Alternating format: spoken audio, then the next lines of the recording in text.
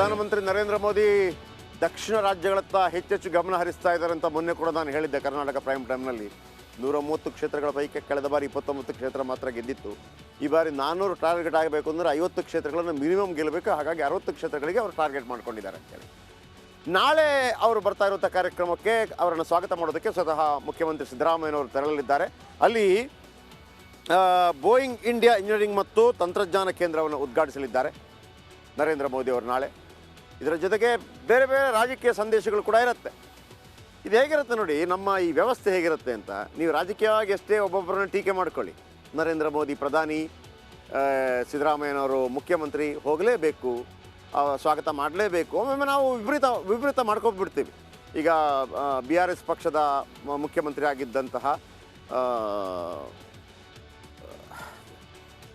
ರಾವ್ ಅವರು ಹೋಗಲೇ ಇಲ್ಲ ಪ್ರಧಾನಿಯವರನ್ನು ಭೇಟಿ ಮಾಡೋದಕ್ಕೆ. ಇದೆಲ್ಲ ರಾಜಕೀಯ ಕಾರಣಗಳಿಗೆ ಆಗುವಂಥದ್ದು. ನಾಳೆ ಮುಖ್ಯಮಂತ್ರಿಗಳು ಭೇಟಿ ಆಗ್ತಾ ಇದ್ದಾರೆ. ಅದರ ದೃಶ್ಯಾವಳಿ ನಾಳೆ ನಾನು ನಿಮಗೆ ತೋರಿಸ್ತೀನಿ.